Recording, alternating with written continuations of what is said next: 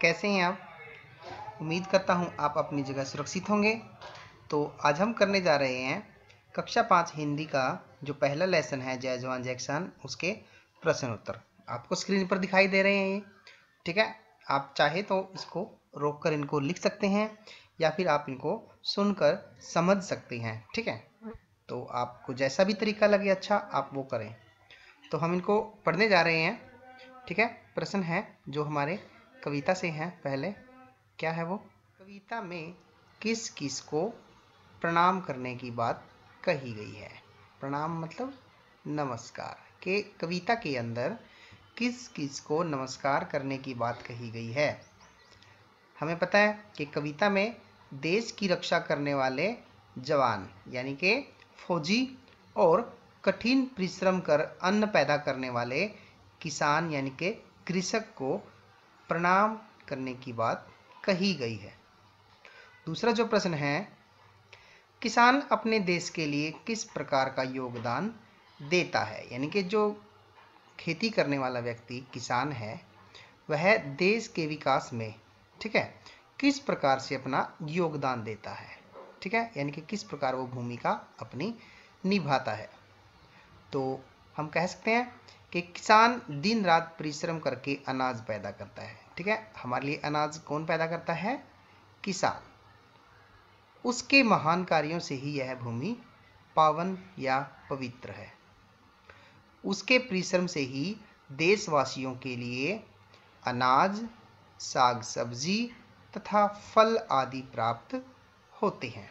तो ये सब कौन करता है हमारे लिए? किसान। इसके आगे है तीसरा प्रश्न, कविता में जवान को प्रणाम करने की बात क्यों कही गई है?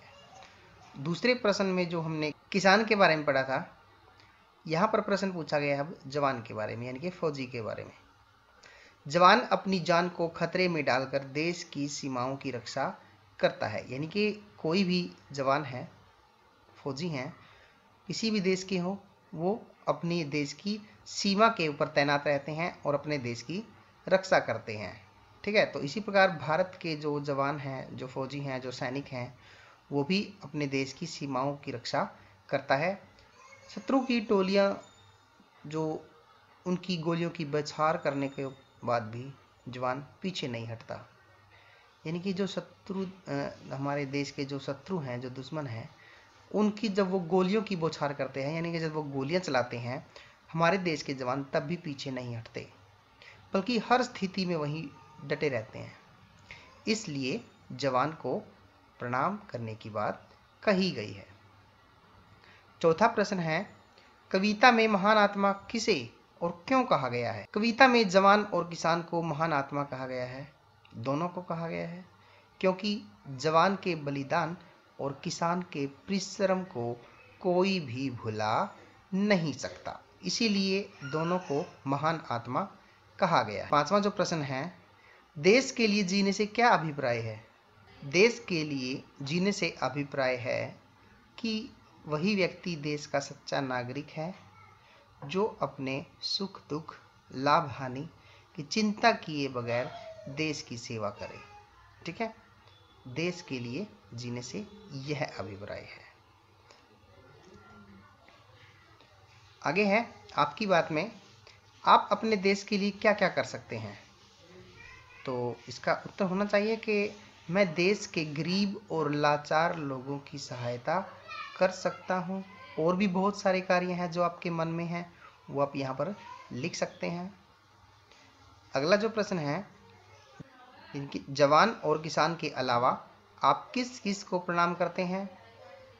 हम जवान और किसान के अतिरिक्त मैं अपने माता पिता, गुरुजनों, डॉक्टरों तथा अपने से बड़ों को प्रणाम करता हूँ।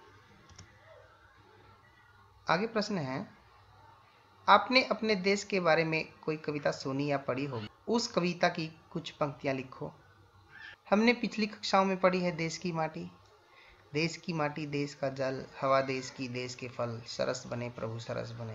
इस प्रकार जो भी देश से संबंधित कविता है वो आप यहाँ पर लिख सकते हैं जो आपको याद है। आपके आस पड़ोस में और किस किस प्रकार का काम करने वाले लोग रहते हैं? प्रोफेशन के बारे में हमने पढ़ा है। ठीक है, वो हम यहाँ पर लिख देंगे।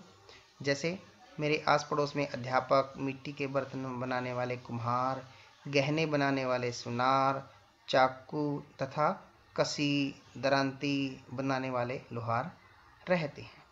ठीक है, जो मिट्टी के बर्तन बनाते हैं उनको हम कुम्हार बोलते हैं, जो गहने आदि बनाते हैं उनको हम सुनार बोलते हैं, और जो लोहे का काम करते हैं उनको हम लोहार बोलते हैं। अपने साथियों या अध्यापक के साथ रक्तदान के बारे में चर्चा करें। अब आपको पता है रक्त मतलब खून, खून का दान। रक्तदान से अभिप्राय खून का दान करने से है। रक्तदान को महादान माना जाता है, सबसे ऊपर का दान। समय समय पर समाज की सेवा करने वाले युवा रक्तदान करते हैं। उनके द्वारा किए गए रक्तदान से बीमार या दुर्घटनाग्रस्त लोगों का इलाज किया जाता है।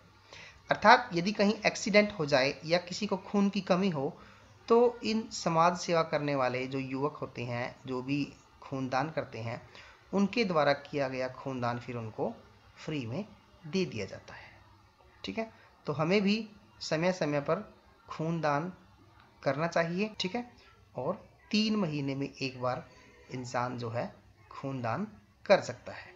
तो आज के लिए इतना ही। पार्ट 3 हम जल्द ही लेकर आपके सामने उपस्थित होंगे। तब तक के लिए बाय बाय।